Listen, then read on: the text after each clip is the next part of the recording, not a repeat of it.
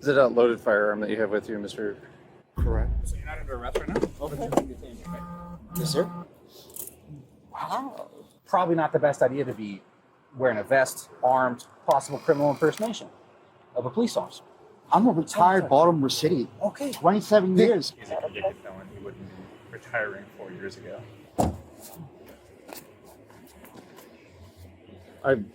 I'm speechless. When a police officer in Bremerton, Washington arrives to a call and finds a man dressed as a law enforcement officer already on the scene, things quickly take a turn for the bizarre. Suspicious that the man may be impersonating a police officer, authorities soon discover that while he doesn't have any legitimate police credentials, he does have a record. Criminal impersonation, the first degree. That's a felony. Yes. What? And all right, okay. The following is based on official police records. Please note that all persons charged with a crime are presumed innocent unless and until proven guilty in a court of law. On the evening of September 4th, 2025, an officer with the Bremerton Police Department responds to a call that a fire has been set in a parking garage across from the Salvation Army. As he arrives, a Ford Explorer, similar to an unmarked police vehicle, pulls in behind him. The vehicle has blue interior emergency lights on. Not recognizing the man in the vehicle as fellow law enforcement, the officer follows him over to the Salvation Army parking lot. Were you on the phone with him?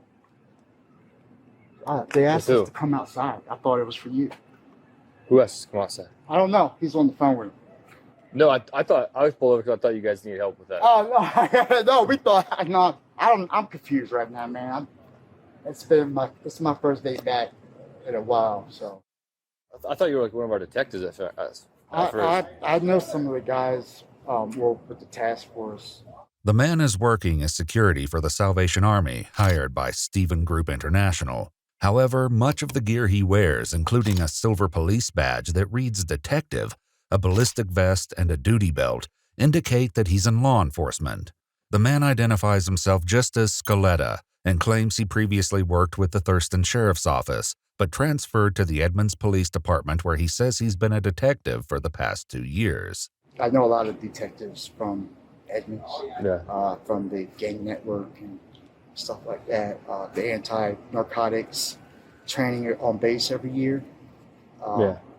I started with robbery and now with the gang intelligence. Dang, it's pretty hardcore. The officer soon leaves Scaletta to his security guard duties, but something about the strange interaction doesn't sit quite right. He makes a report, and the next morning, on September 5th, a different Bremerton officer heads to the Salvation Army just as Scaletta is finishing his overnight shift. So you work for Edmonds PD? I do. Okay. Yeah, and this is a part-time gig. I got you. Do you have your commission card with you? Yeah, give me a minute. No, didn't find it? Sorry? No, he's going to. It's in my other bag. Oh, okay. He's grabbing it now. Okay, I how long have you been apologize. working for the Salvation Army? Sorry? How long have you been working off duty for the Salvation Army? I'm here almost every other week. Every other week? Yeah, and then I also work down at the KRM. Okay. And what's your full name? Mezzi Scaletta. As Scaletta's co-worker heads inside to find his bag and supposedly his commission card, another Bremerton officer arrives.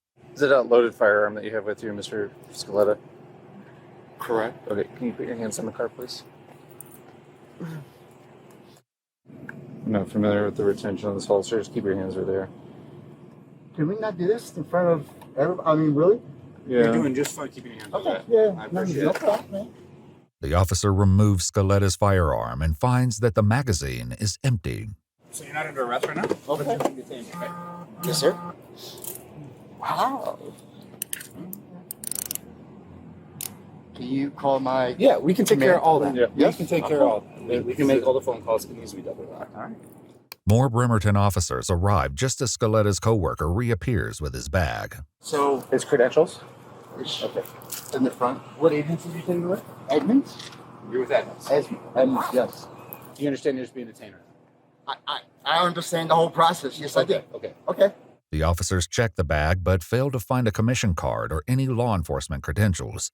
They do, however, find an empty badge holder, similar to the kind plainclothes officers wear. This is only the beginning of their unsettling discoveries. So first off, if you are a commissioned police officer in this state, you'll be taken out of cuffs, and I will formally apologize. Thank you. Okay? No, no problem. All right.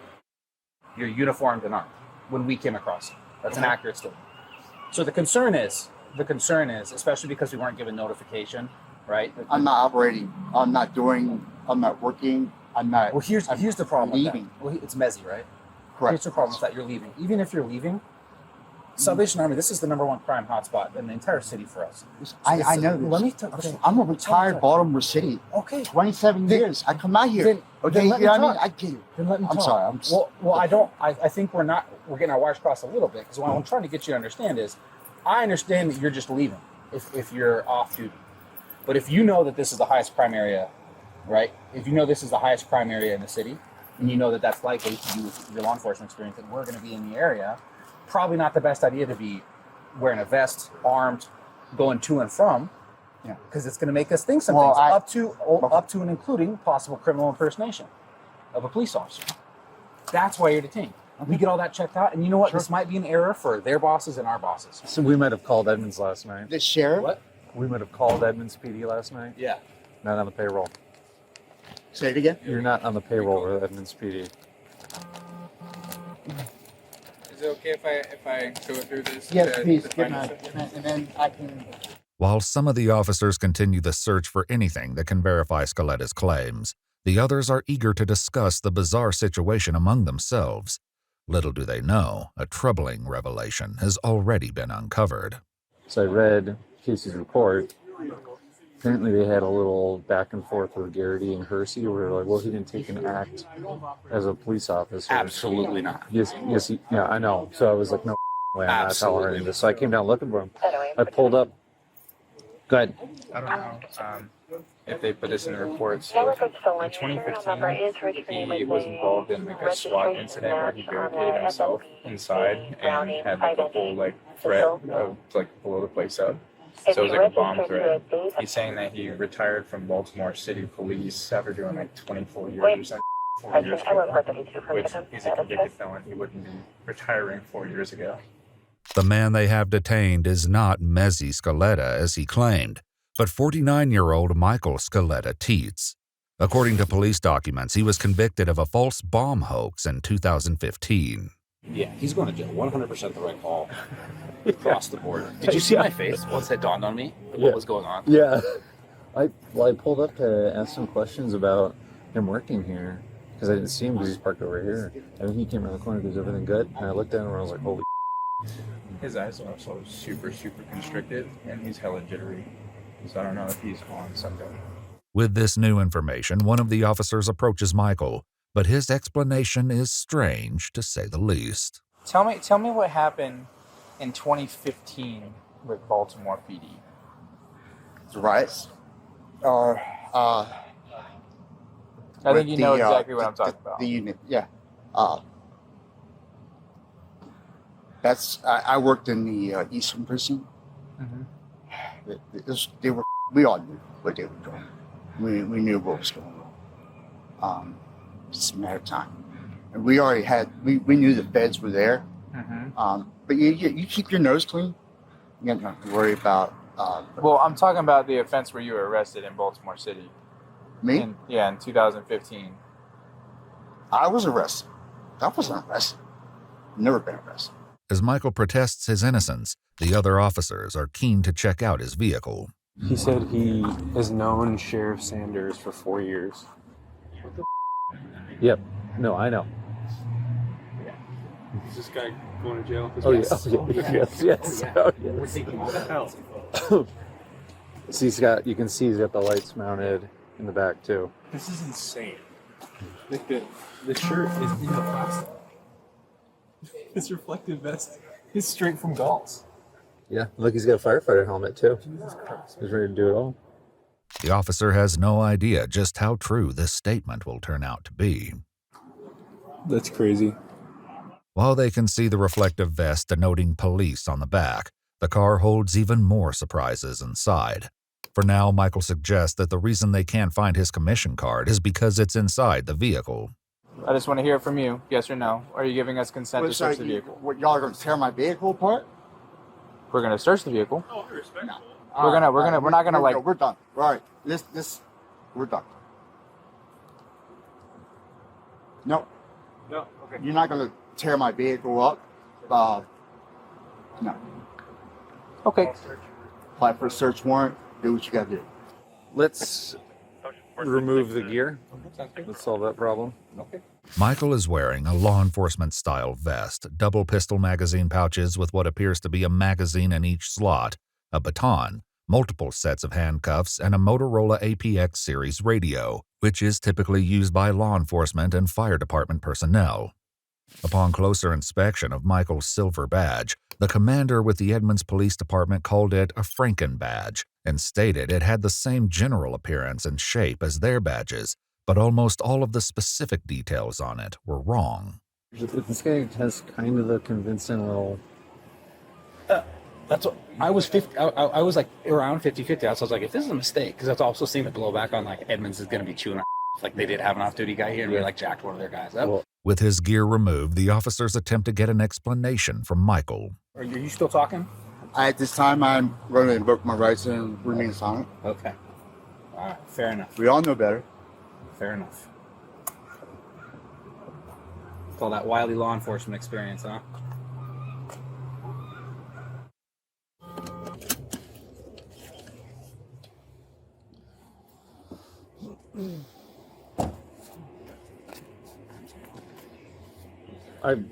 I'm speechless. With Michael secured in the back of the police vehicle, the officers begin collecting information and will be stunned to discover just how far he took his dangerous ruse. His boss, who also works for Stephen Group International, soon arrives. He reveals that Michael has been working as a security guard for about 2 or 3 months. Yeah. Did he tell you that he was a commissioned law enforcement officer? Not as pronounced. He just said he did work. He works with the detectives or something about like an emergency response team of some sort. However, according to his boss, there was an incident where Michael allegedly acted as though he was a law enforcement officer. There'd been an accident at the entrance of a parking garage. When I went up to look, it was a guy here. He's directing forward. I hit his vehicle in the roadway, kind of angled to the 50. Come forward and using his flashlight. We're routing people away from the area where it's I don't know for sure. Okay. Hey, is that my boss right there? Yeah. Oh, hey, you know. Okay, so you guys are saying. Right. This isn't the only time Michael is accused of doing something similar. The officers soon find a man who had been at the Salvation Army the night before and spoke with Michael. He's going to have control of the narcotics department. He's going to be running some of you guys' units. He's been promoted, and he's moving up here this way. Police reports state that Michael also told the man something to the effect of, "They'll all be working for me." However, this isn't his only outlandish claim. According to one of his ex-co-workers at the Salvation Army, Michael also maintained he was a 2-time FBI Academy graduate and a former canine sergeant. Along with this, his boss said Michael told him he was a fire inspector, and his LinkedIn profile claimed he was a fire lieutenant for 26 years. What the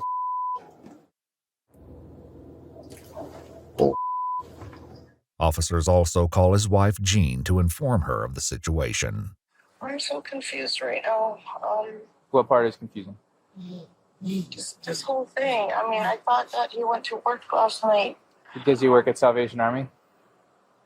What? Does he work at the Salvation Army in Bremerton? No, he's supposed to be Bremerton Kitsap. Doing what? Well, I know he's a reserves police officer. That's what he told me. That's the work he's doing. Jean claimed to have no idea Michael was a convicted felon. Okay, this says in 2015 you're convicted of hoax by false bomb. You were sentenced to 4 months in prison. What? No, bro. Did you get your firearms rights restored? Sorry, I'm not doing it. Just adjusting. I'm just kind of laid back on my seat. Yeah.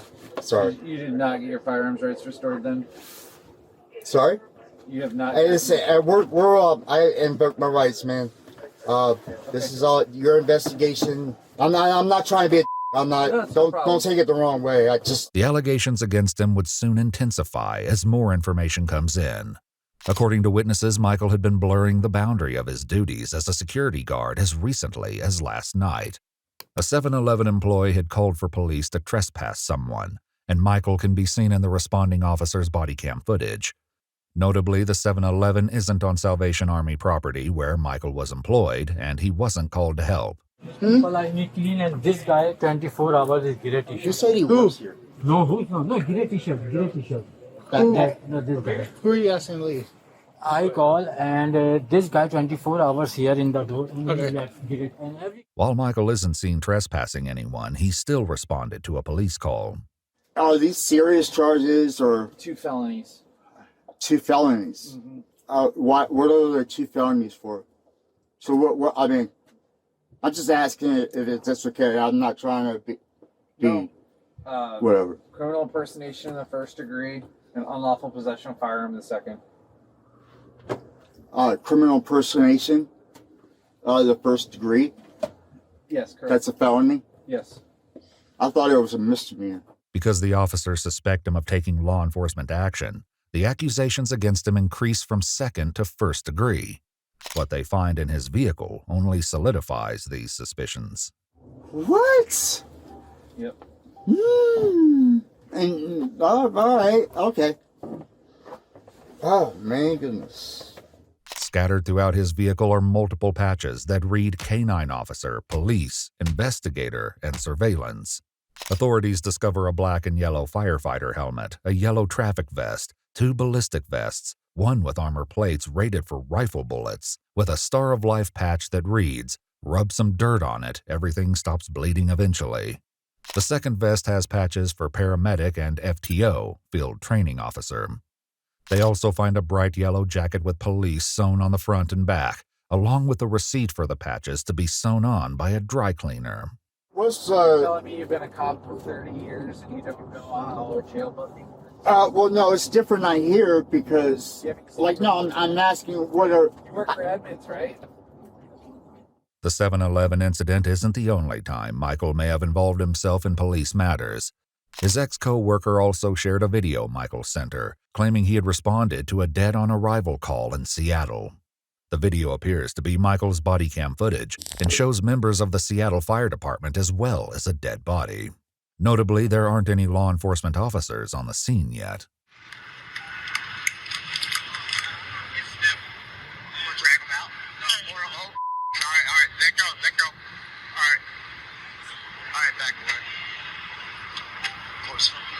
The officer transporting Michael has his own suspicions about what his motivations may be. When was the last time you used? I don't use. Why you say that? Because I think you're high. You think I'm high? I think you're high. Okay. That's your opinion, man. As a matter of fact, Mr. Scaletta, my theory is that this whole pretend to be a cop thing down in Salvation Army is an opportunity for you to seize drugs from the local transient people. That's what I think. I think that's how they're obtaining illegal drugs. Yeah, never. Really easy, right? I've never enforced that. I'm a security. No, never. I've never done anything like that, dude. Yeah, and I did that a lot, right? I had Tourette's syndrome, man. I got you.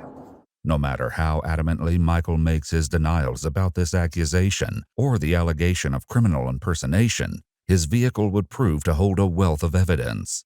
Inside, authorities also found an AR-15, emergency items and tools such as jumper cables, traffic cones, water bottles, latex gloves, and 2 first aid kits.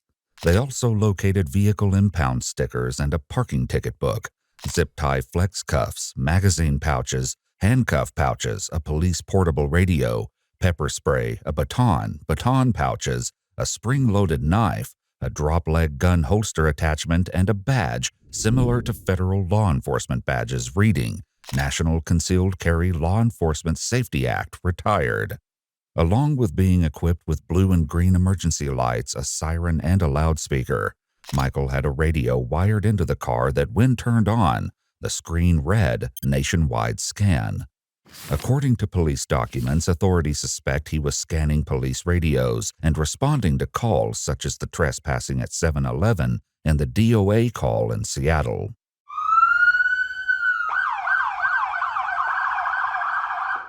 Yeah. Just trying to get me riled up. Michael Scaletta-Teates was charged with suspected criminal impersonation in the first degree, as well as unlawful possession of a firearm in the second degree. Michael is awaiting trial, and the case is still ongoing. If you'd like to see select new videos early and help us keep uncovering case files that rarely come to light, you'll find extra footage and unseen details on our Patreon.